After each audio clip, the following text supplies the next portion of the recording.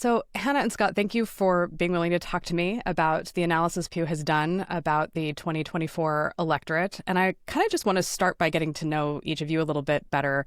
I have joked before that this is the unofficial podcast of the Pew Research Center because I've had a few different teams on at this point. But I haven't had a chance to meet with the two of you before. I'd love to hear a little bit about your roles at Pew and kind of your areas of expertise and how you came to be in the position that you're in now. So I've been on the politics team at Pew Research Center for almost 8 years now.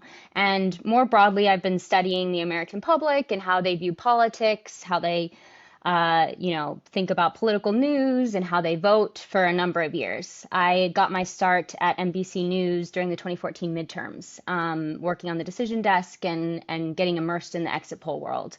And then from there, I sort of took on a bigger role in 2016, helping them with some horse race coverage of the primaries for the Democratic and Republican parties in 2016 and in the general election.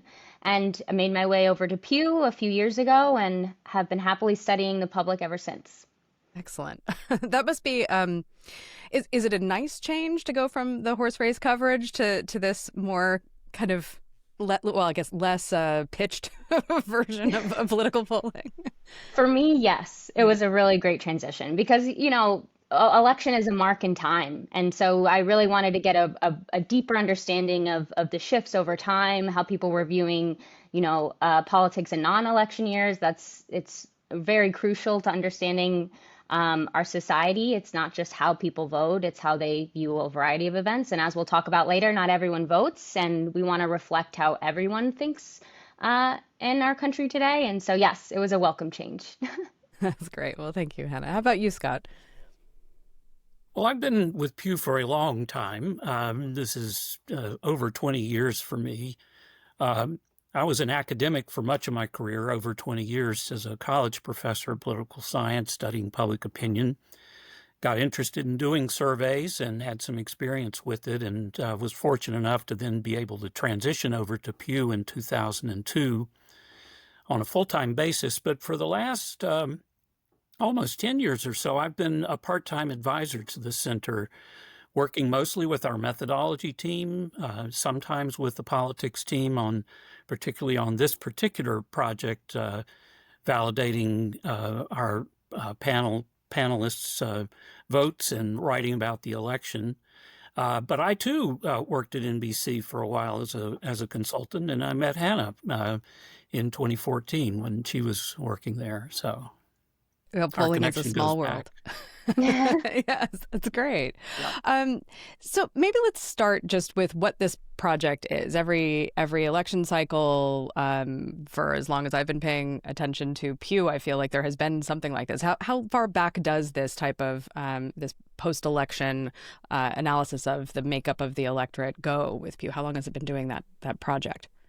Yeah, so Scott actually had a hand in the original validated voter analysis, and that was first conducted after the 2016 election.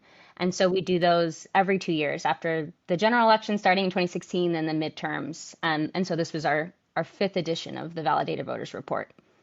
And I think one of the things a lot of people who maybe are not in the polling world don't understand is why it's 7 months after the election that we find out kind of what the makeup of the electorate is. Maybe you can talk a little bit about the challenges of even getting to the question of who voted.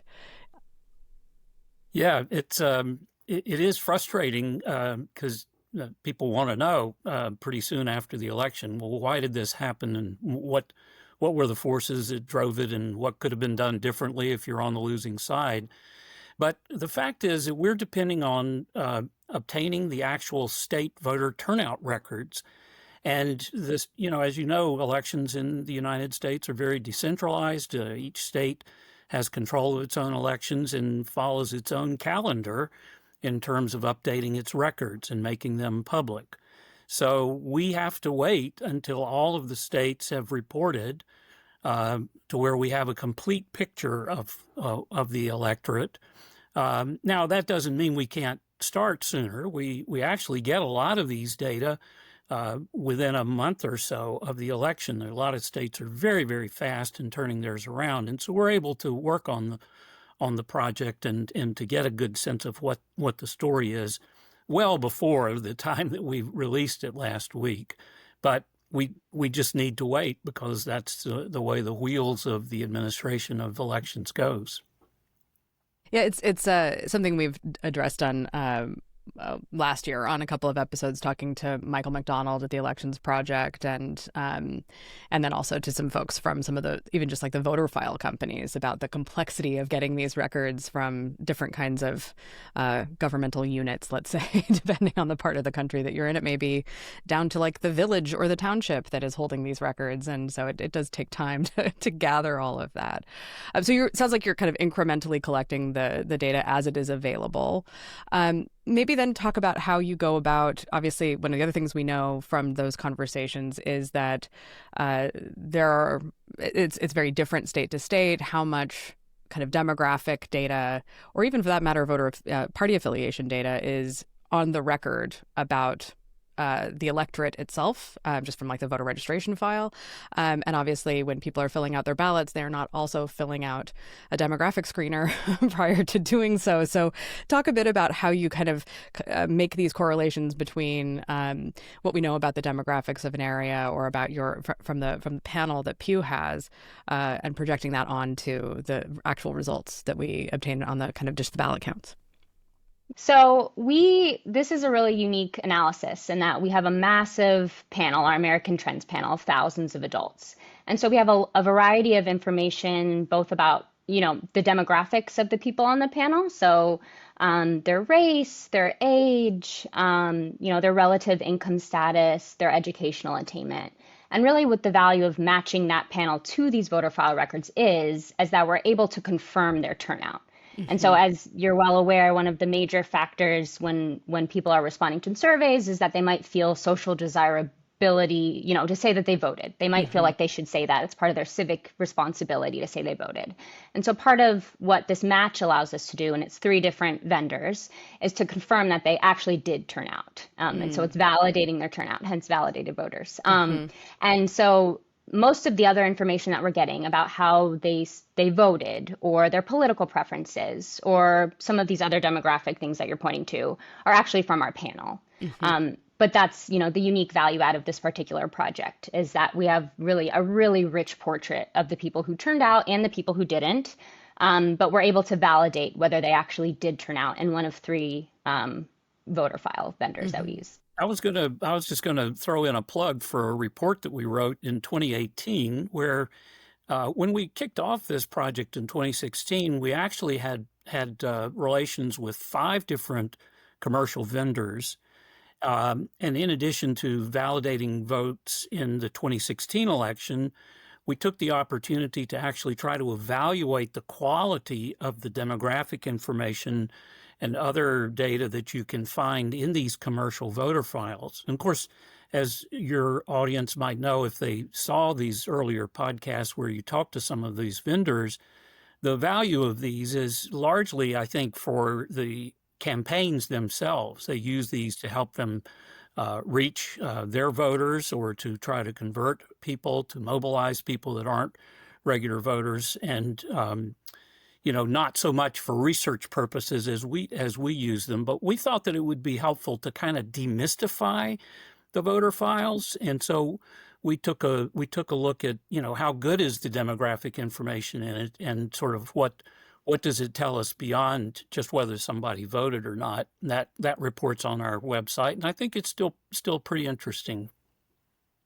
That is really interesting, because I know that as I was starting to get into the question of, and I think, Frank, I'll fess up that like thinking about voter file companies was not really a thing I had done a ton of prior to really, I think, prior to the New York Times's polling operation. And I'm a footnote reader.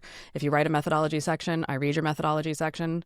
I'm the one. You can tell your analytics team it's me. They mentioned that they were using L2 as a voter file provider for some of the surveys that they were doing, which got me to start to dig in a little bit on who are all of these different companies. And we did, in fact, talk to someone from L2 in the end. But now I get emails from all of them, which is exciting for me. But we will refer people to that piece because I think that was a really interesting look at the kind of level of quality and verifiability of what's in each of those data sets. And then, so how did you ultimately narrow down? You started with 5, you're with the 3, you picked sort of the 3 that you felt had the highest quality data sets to begin with, or were there other kind of factors that drove your choices? It was a little less systematic than that. 5 was just too many to manage. It was just the logistics of, the contracting with them and all of that. It was just more of a burden. We didn't feel like the value add of that many justified the effort. So, but we did want to do one thing, which was we wanted to make sure that we had a vendor that was nonpartisan, and we wanted to have a vendor that represented sort of the conservative side of the spectrum, a Republican vendor, and we wanted to have one that was a liberal or a Democratic vendor, progressive vendor. And that way, it's not that the information in each of these is going to be radically different. I mean, after all, the conservatives want to turn out people that are not conservative, and the liberals want to turn out people that are not liberals. So it's in their interest to have it as accurate as possible. But we wanted to avoid any appearance of favoritism from one side or the other, as well as just taking advantage of the extra information that you get. And we do find unique voters in each of the 3 files that we used. Interesting. Yeah. And so you go through this process, you have your own panel, so you have a lot of information there. You're able to verify them against the voter file that they did in fact vote in, the last 3 elections or in this current election. You mentioned, I think right before we started recording, that the questions that you ask really are about their vote choice, and then obviously you have the demographic makeup of the respondents. But maybe talk a bit about what sorts of things you ask on this survey and what things you don't ask on this survey. Yeah. So the main vehicle that we're matching to is our post-election survey. And the main thing we're asking about is, did you turn out? Did you face a long line?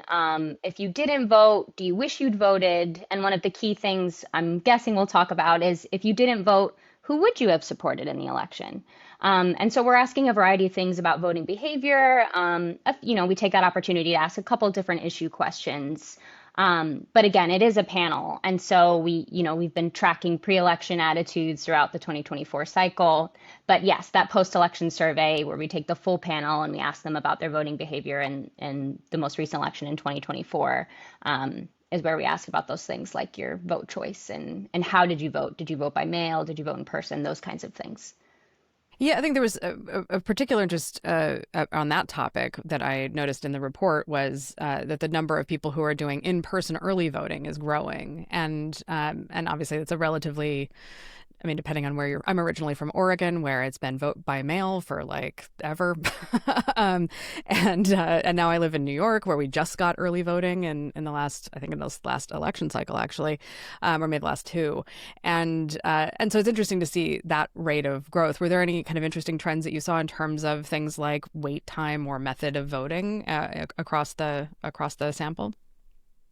I think you highlighted the main things that we found too, Farah, was just a growth among people who supported Democrat or Harris or Trump in the election. And so there's been, a modest uptick in Republicans who are voting early as well. And they tend to favor in-person early voting. But 2020 was obviously a massive year for mail voting. But we're seeing a continuation of people voting before Election Day among both Democratic supporters and Republican supporters. Yes, I'm old enough to remember that when Oregon went to mail-in ballots, everyone was very worried that this was going to create a Republican advantage. And Not really.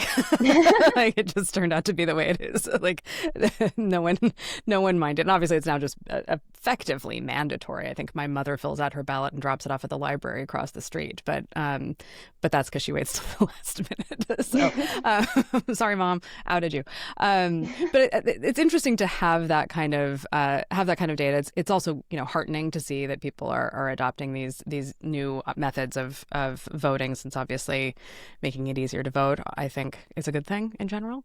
Any other kind of things that surprised you or that stood out in this research? Were there kind of things that you weren't anticipating seeing? I know that you're doing ongoing research among the electorate, so I'm just curious if there were any big surprises demographically or behaviorally across this analysis. Well, in terms of the substance of what happened, I think that a lot of it was pretty well signaled in advance, particularly Donald Trump's gains among non-white voters, and the fact that he was making explicit appeals to people who were sort of disengaged or irregular voters. The thing, of course, that you don't know is that saying that you're doing these things, doing a lot of social media or whatever the channels were, you don't know whether they're going to pay off. And I think what the report did was it established quite clearly that his efforts to mobilize people who were disengaged from the process 4 years ago were successful. And while it wasn't a massive amount of sort of net gains for him, it was a close election, and I think it was probably enough to spell the difference between success and failure in some of the battleground states. Yeah, I think one of the interesting things in the kind of, there were definitely some folks trying to maybe get ahead of the full analysis a little bit of what the electorate looked like. But nevertheless, the story that has, I think, sort of begun to, maybe it's not as extreme as it was in the first instance, but it nevertheless seems to be fairly consistent, is this sense that two things. Turnout was down from 2020, still very high, historically speaking, but down from 2020, that there were some advantages in gains from both non-voters and switching that Trump enjoyed that Harris did not. And that the conclusion to some degree is, even if all the non-voters had voted, he still would have won. That sort of taken for granted narrative of non-voters tend to vote for Democrats is declining or has switched. I think the interesting thing that I noticed in the report was actually that number has been, or that ratio has been declining since 1960. So I wonder how much this has fallen off a cliff or whatever. But maybe you could kind of talk a bit about how you arrive at any kind of analysis around what would non-voters have done had they participated. And obviously, even if they had, not all of them would have, but nevertheless, maybe talk a bit about how you arrive at that conclusion. Yeah, so it's something that we've been thinking very deeply and hard about, right? Backing into some of this electoral math is really tricky.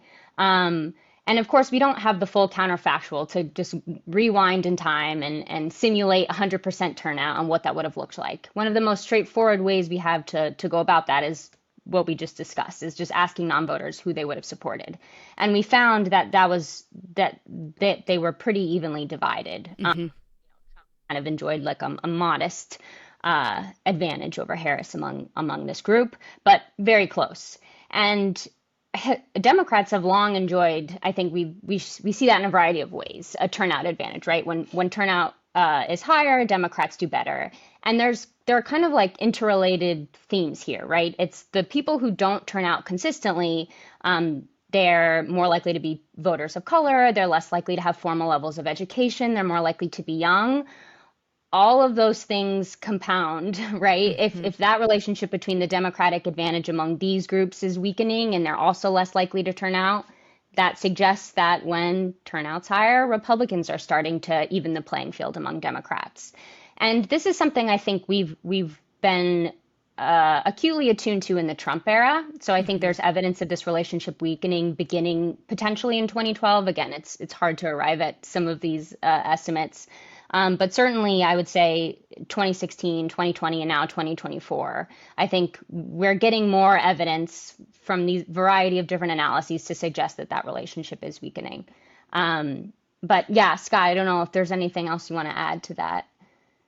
No, I think there are a couple of things that you could do to sort of bracket this. I mean, one of them is that we don't address this in the report. The report's very factual and focused, but this movement of less educated voters, non-white voters, and so forth, in the direction of the populist conservative party, is not confined to the United States. This is something that we're seeing all around the world.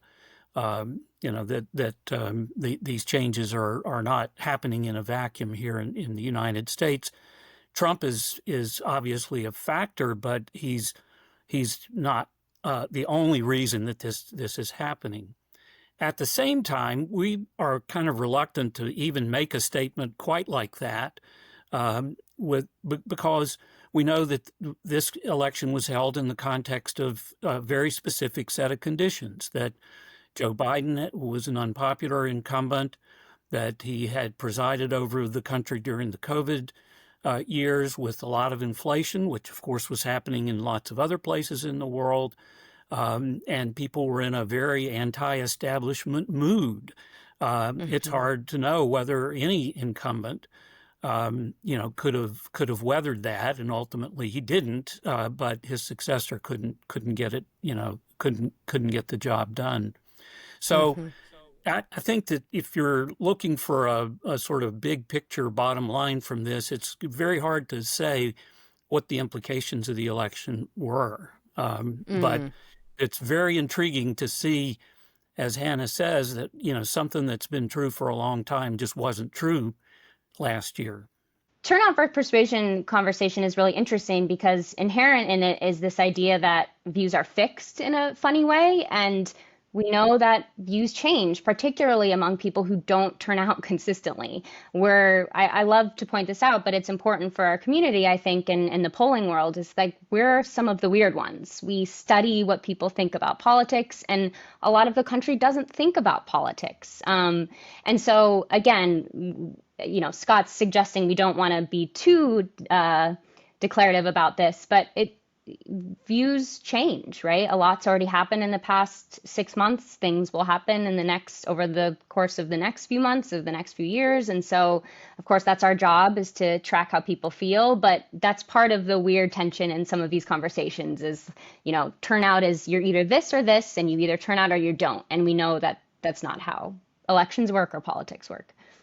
Well, I love to hear that because my background is as a qualitative researcher, and so I find these kind of mechanistic explanations for people's behavior to be not what it looks like in meet space with real people. I hadn't realized that this was a ideological idea, that turnout and persuasion, like I didn't understand that had like a valence to it that was anything other than just like, wouldn't you do both?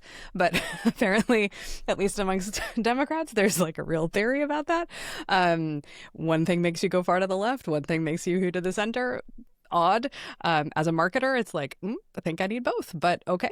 And so, but you raise a really interesting question as well, which is, and here I'm thinking about last week's election in New York City. I lived in New York for 20 plus years. I'm now out in Long Island. But a lot of the analysis that we're seeing is essentially like, well, this was just a different electorate in 2025 than in the 2021 New York City mayoral race. Like there were different types of voters voted than voted last time. And this is kind of the ongoing challenge of any sort of attempt to predict the outcome of an election is, who do you think the electorate's going to be? And then the other thing that I think you do take pains to note in the report is we are living in this period of very, very specific partisan polarization and deep antipathy amongst partisans on either side towards the other party. And so subtle shifts can make a huge difference in the outcome. And a lot of these shifts in certainly on the turnout side of things, and how many Biden voters voted for Harris versus Trump versus the couch, as people like to say, those shifts are subtle. Like it's a 2 points, 1 point, 3 points here and there. And just on that basic sort of, did you vote? Did you switch from one party to another when you chose to vote, or prefer one party's candidate versus the party you preferred last time? All of those things can just lead to real interesting results. At the same time, after the election, again, I'm thinking about the Northeast. There were a lot of those arrow maps that the New York Times like to do, where it was the red shift idea, but it was hard to parse red shift plus decline in turnout.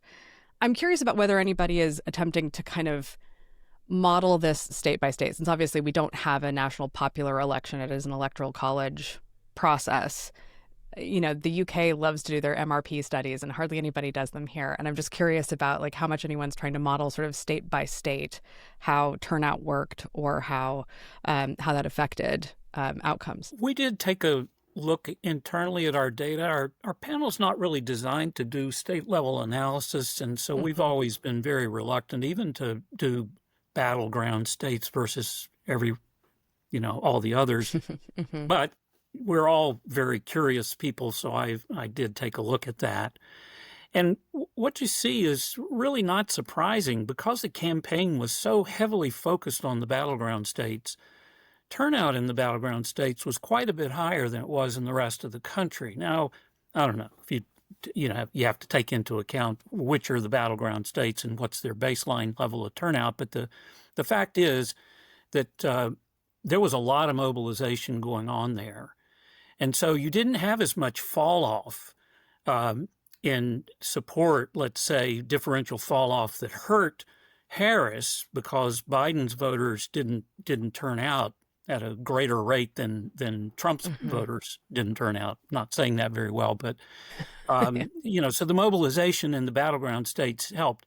So what happened there is that whatever change happened had to come from other sources, and our data suggests, and this is all very tentative, and we don't put it in the report because it is tentative, but our data suggests that it was mobilization of the non-voters, the new and returning voters in the battleground states. It probably was more important even than as a factor than it was nationwide. But this is slicing the salami very, very thin, and so it's kind of speculative. But I do think it would be fun if you had the data to be able to model it on a state by state basis, because it still is a little true that all politics is local. Yeah. I mean, you get right to the thing that was the initial reason I reached out to the team about talking to someone about these results is I have been particularly, look, I work on the commercial side in market research, and we also tend not to study people who outright reject a category. If you're not a soda drinker, there's not a lot of point in me asking you which soda you'd like best. You don't drink it. There's no point. But I think there is this kind of because there is a churn in people voting this time, not voting the next time, people sitting out a couple of elections and then getting involved, new voters coming into the system. It has been a real kind of question mark for me about what do we know about non-voters and about that kind of rate of churn that we see between people who vote in one cycle and then sit out the next one, new people coming into the electorate, and obviously a lot of this comes down to, is it even a campaign strategy to try to get those folks who tend to choose, and I really hate this metaphor, but tend to choose the couch, tend to choose childcare and commuting to work and all the other responsibilities they have in their lives over voting. But what do you know? What do you know about non-voters from this study? Yeah, so we already highlighted one of the major findings, which is that they're fairly closely divided in their preferences, and as we noted, they tend to be less likely to have formal levels of education. They're younger than the people who vote. Um, they're closely divided in their partisan affiliation in 2024. Of course, that changes from election to election. They're paying slightly less attention to politics, depending on the metric that you're using.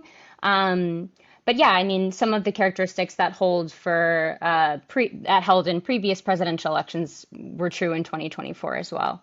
Your question also just sort of goes to the issue of like how big is this group of people that are sort of up in the air, like not the chronic voters, the people who are always going to show up, but the people who are in play, as it were. And I mean, our estimate in this election is that just looking at defining this as who did something different between 2024 and 2020, is that it was almost a quarter of the total eligible public who could vote did something different. They either turned out when they hadn't before, they didn't turn out when they had before, or they switched their candidate preference. They voted in both elections, but they switched their candidate preference. And we haven't gone back and done a long look at this, although our panel does make it possible for us to at least go back, 4 years. And the share of voters that were in that category of changers of one sort or another was about the same 4 years ago. It just may be that that's the nature of American politics right now, is that about 3/4 seem to be locked into something, and 3/4 and 1/4 is available if you look at it that way. If you're a campaign, to either be demobilized, mobilized, or flipped. Mm-hmm. And I'll add that's one of the value adds of this particular analysis, right? Is using that panel data. It helps us kind of triangulate this churn in the electorate, because the exit polls, are really focused on the people that showed up in that particular election, and that's a really rich data source in and of itself. But using this panel data allows us to walk out that sort of churn, who's showing up, and it matters for some of these subgroups when people are extrapolating their narratives out, right? It's like, oh, Hispanic voters shifted by X amount. Well, is that because different types of Hispanic voters showed up? Is that because the same exact, I'm just using an example here, the same exact voters that showed up in 2020 showed up in 2024, and there was a wholesale change in how they viewed politics? And so I think it's just another opportunity to showcase the value of panel data here and for this particular look at the election. Yeah, and we'll link to it as well. One of the reports that you have on the website has some nice animations as you kind of scroll down of how the different cohorts kind of moved around and where the non-voters and where the switchers funneled themselves to. I was talking to Anat Shenker-Osorio last week, and she made the good point of like, actually, it's usually like a four-way race. It's the two parties, some third party, and then not voting are the choices that Americans actually have when they decide about what they're going to do in an election. And it does look like there were some kind of, just some interesting sort of structural shifts that a lot of I have two books on my shelf. One is The Emerging Republican Majority, and one is The Emerging Democratic Majority, written about 30 years apart. But like this sort of demographics as destiny thing just seems like not so much. And that there's some really interesting kind of comparisons even between 2016 and 2024 when you have a woman Democrat running for president and like women dropped off and some of the ethnic cohorts dropped off and there were some other changes as well. And I'm curious about, did you see kind of corresponding gains for Trump among those groups, or did those groups tend to funnel more into the non-voter side of things, or can you tell?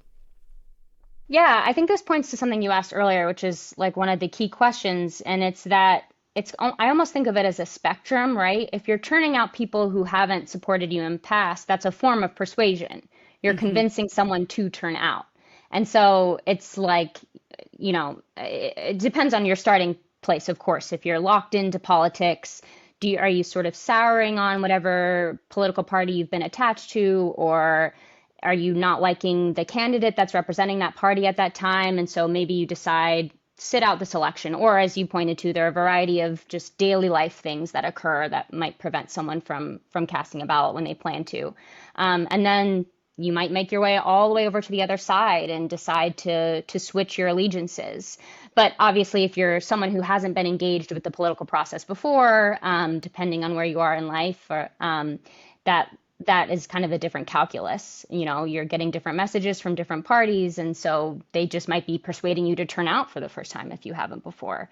And so that's where it all gets tricky, because it's not black and white. You either turned out or you're persuaded to vote for someone different. I think this alludes to something you were pointing to earlier, which is that if you're seeing a change in the types of people who are turning out, that's potentially a form of persuasion, right? You're not convinced to switch sides, but maybe you decided you wanted to sit this round out. Yeah, and I think that gets to, Scott, you've been using the word mobilization as part of this equation as well, which is just, it does seem like there's multiple layers to get through here, right? You've got to convince people to vote, and then you've got to convince people to vote for you, and yet on the other hand, there are all sorts of factors that demobilize people, and I'm wondering if either of you can speak to, do you have a sense of broadly what motivates or demotivates people to participate in elections? Well, I don't think any of our data can speak directly to it. We have done work in the past that shows that at least people who recall being contacted by campaigns and so forth are more likely to turn out. That's kind of a finding, maybe, but that campaigns really matter. They matter.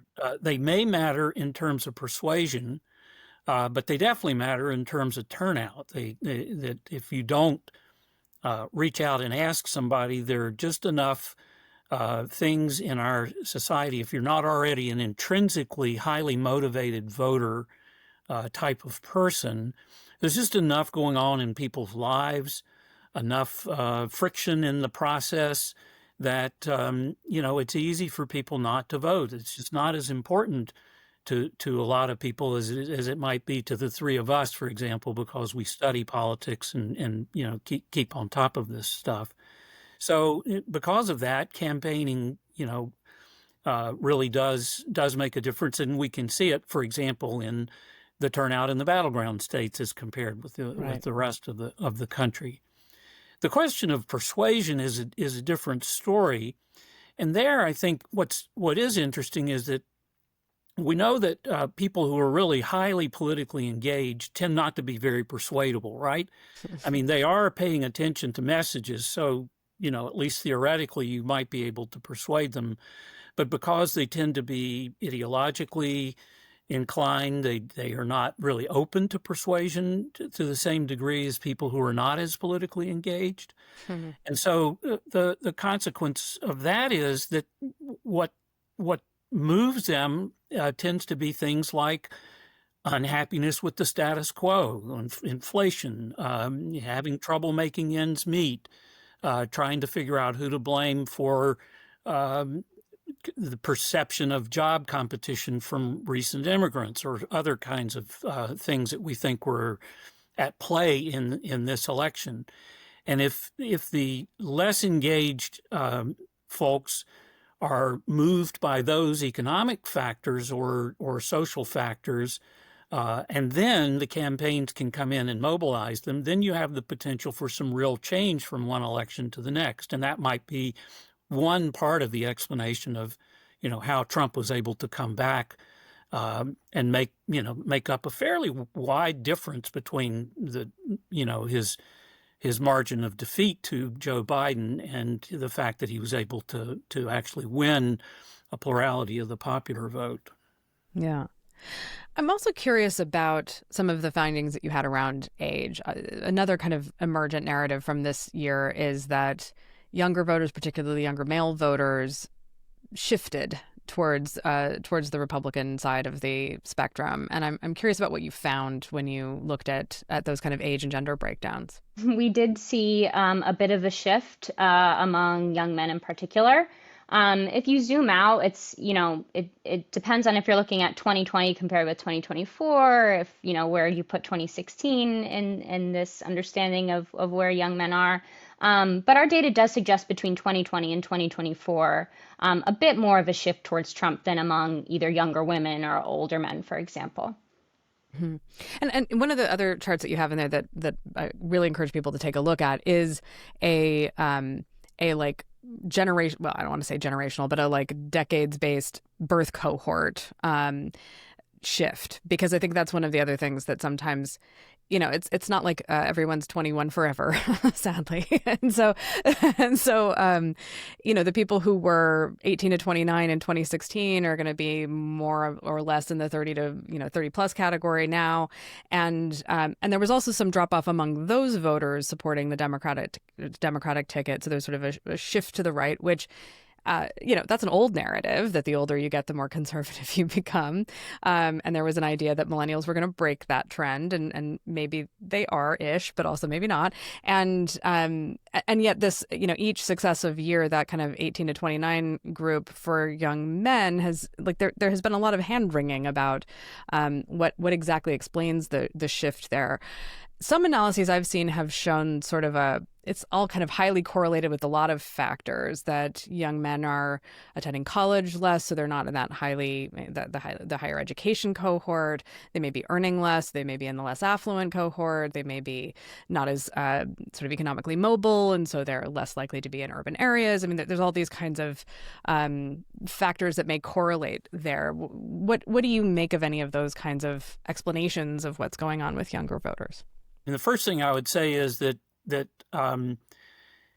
it's unfortunate, but I just don't think we have good data to really unpack this question to the degree we would like.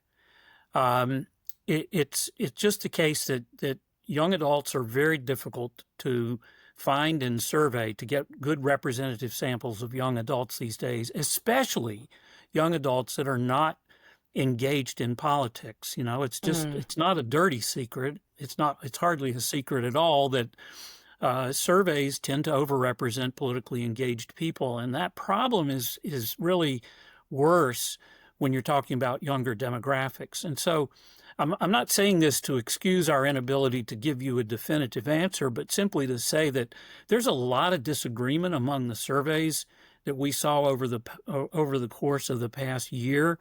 There were some surveys, including our own, that showed really rather massive shifts in the Republican direction in party affiliation among young men.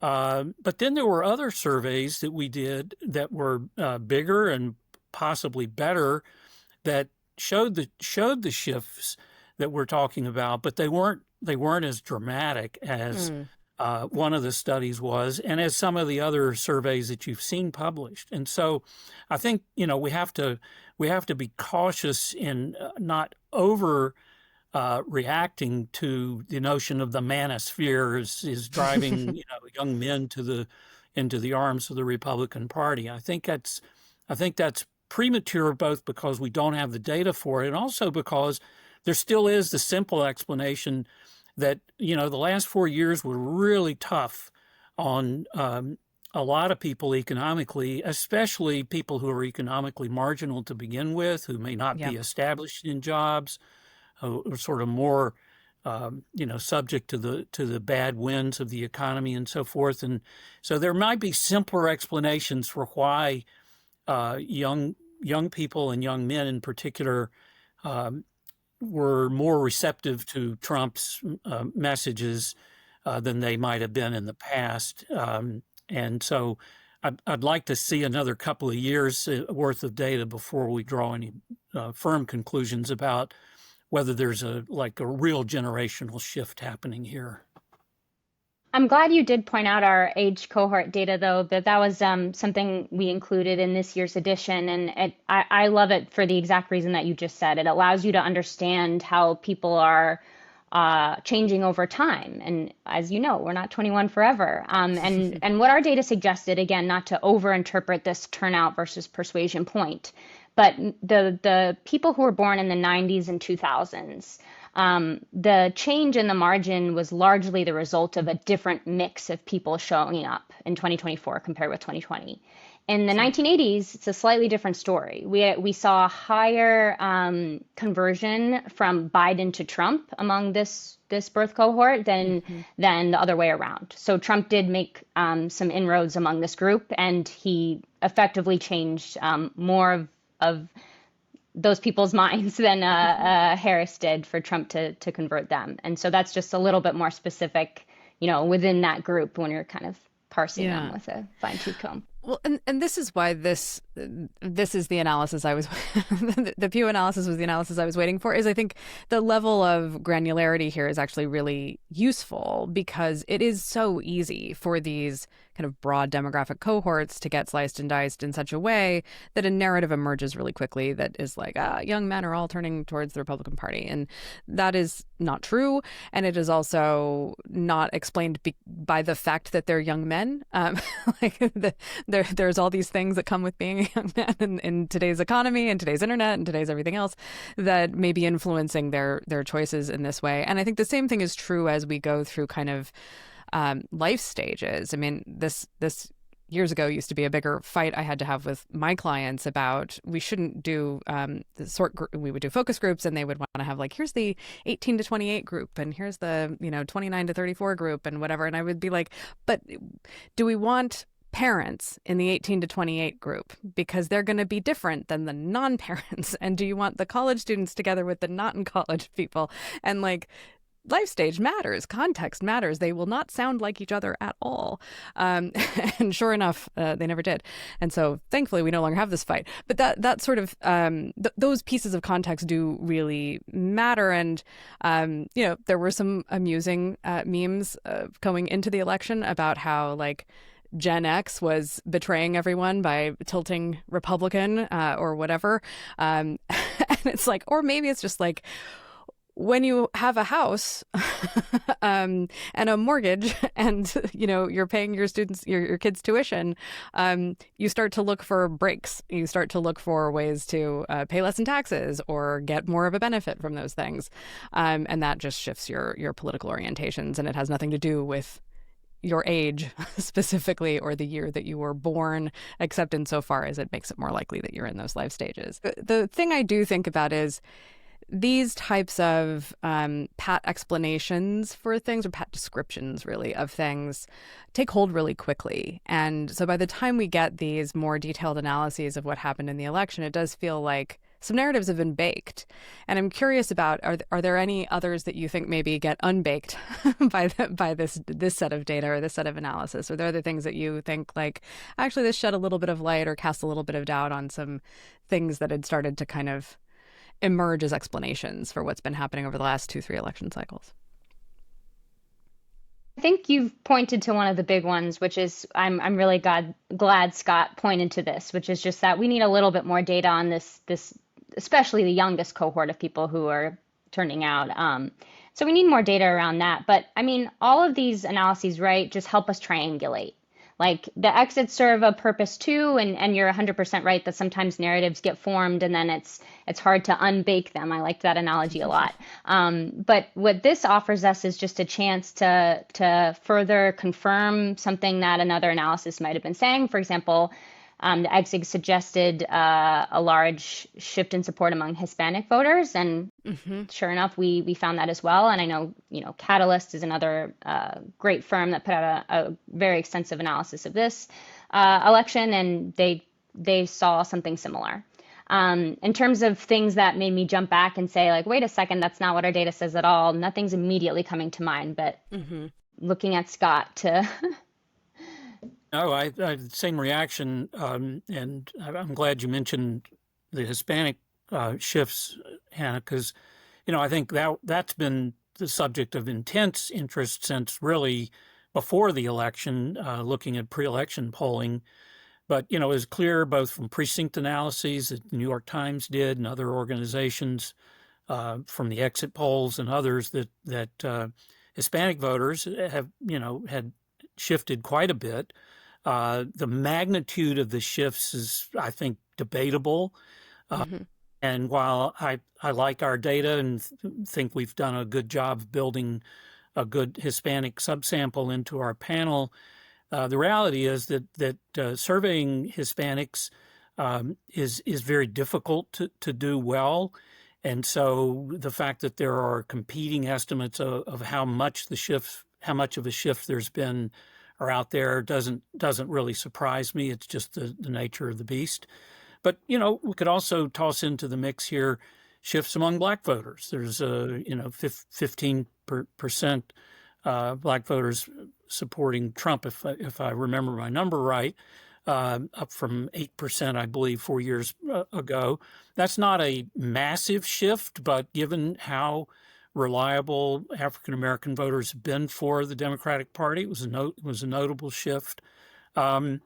And then, we're not really able to do a great job with Asian Americans, the fastest growing minority group in the country. But we documented about a 10-point shift, I believe, towards Trump among Asian American voters. Now, in our panel, these are English-speaking Asian American voters, and that is not all Asian Americans. Probably, misses some important political subgroups of Asian American voters. But that's if you're thinking about the future of American politics, these groups are really important to pay attention to. And I think we're getting a better handle on them now than we did in the past. We have a large enough subsample of them to be able to report separately on Asian American voters. But I think those are groups that, I was very keenly interested in seeing what our numbers were going to be, and I think we want to keep an eye on them going forward. Yeah, I mean, again, thinking about some of the early data coming out of the New York City mayoral race, there was sort of this assumption that Queens has long been a kind of conservative-leaning borough of New York City, and it went for Mamdani. And part of me is like, yeah, it went for Mamdani. Like the aunties love him. Like the Queens is full of it's like the most diverse borough in New York City of a very diverse city, and so you have a lot of languages spoken and a lot of different kinds of people's origin stories there. And that also leads me to another finding that you had about naturalized citizens and their kind of shifts in their voting behavior, which I think is another thing that the parties have to adapt to, because there was a story about that, and that story looks like it's shifting at the very least.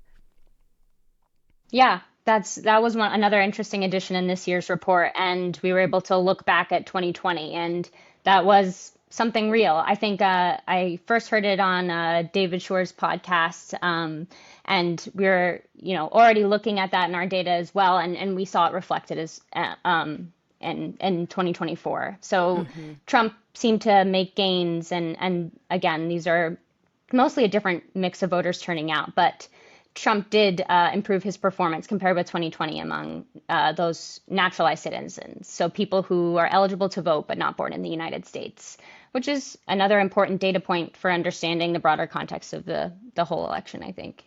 Right. I think the other thing that was useful, because I do feel like there's sort of a public narrative conception of who immigrants are from a racial makeup, and I think you have some cuts there as well of naturalized citizens by race and ethnicity, and so that it's not it's not one particular cohort. It looked like kind of across the board a shift towards the Republican side of the aisle. Is that fair to say? Yeah. Yes. What's the data you wish you had for an analysis like this? If I could wave a magic wand, give you anything you wanted, what would be on your list? About 5,000 more cases of people who are 18 to 25. Yes. Because I really want to know what's going on with that group. And, it's just we're frustrated that we don't have as many of them as we want. It's a great group because it's the future of the country.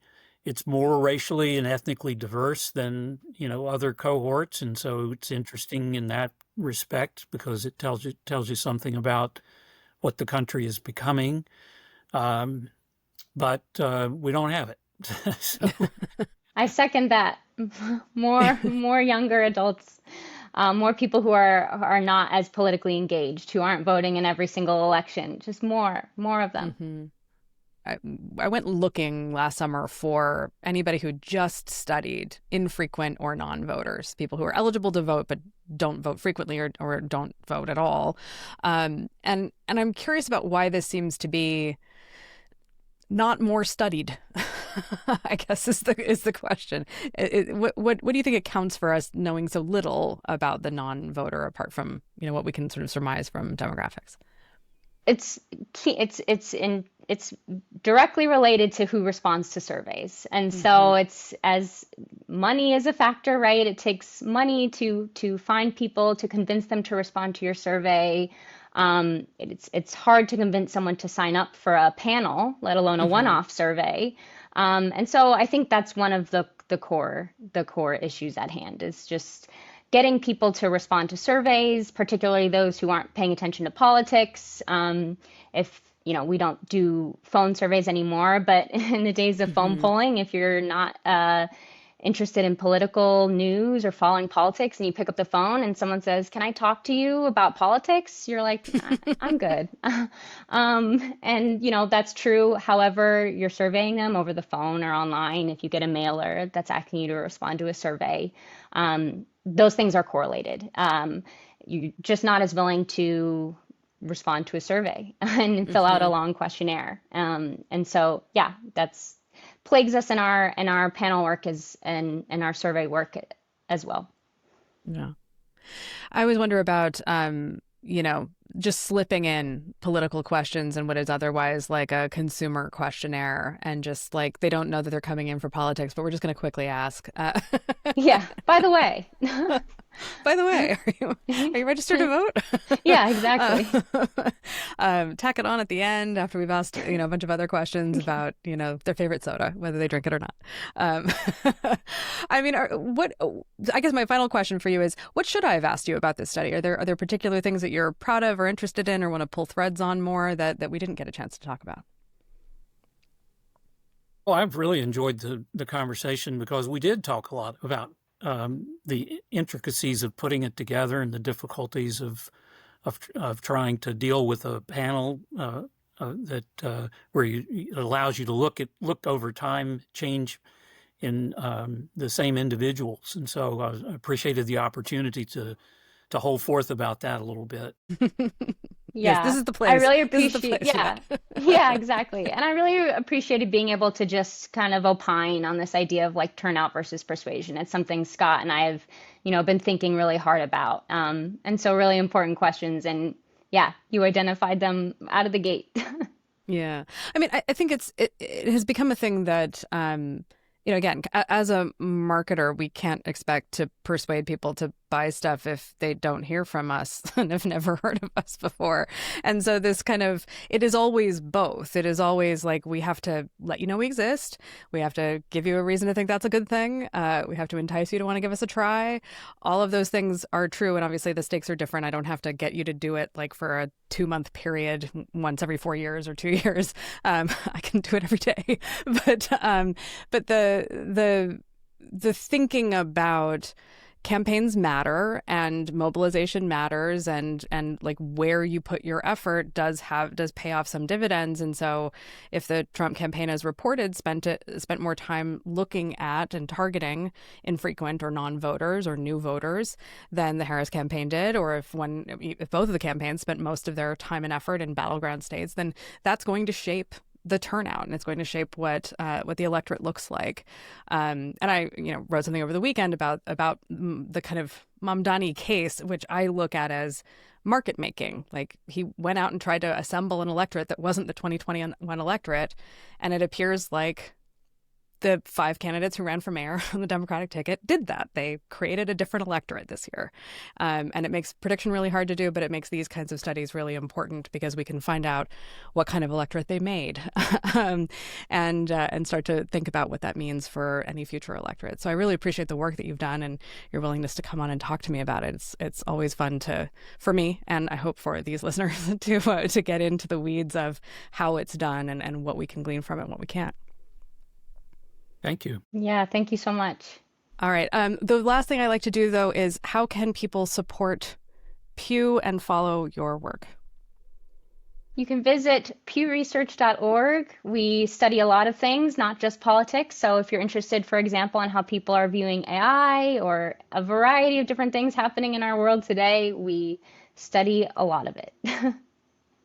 Yes, anybody who works in my industry of market research or in marketing in general, if you're not looking at the Pew Research website on the regular, you are missing all this amazing publicly available data that you can't afford to go get on your own. So you should go do it. I think the site first came on my radar because of all of the research into attitudes towards tech and the internet, because there's a ton of great research there about that.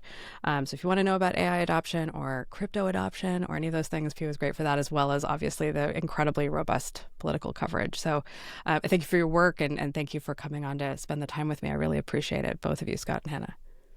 Thank you. Thanks.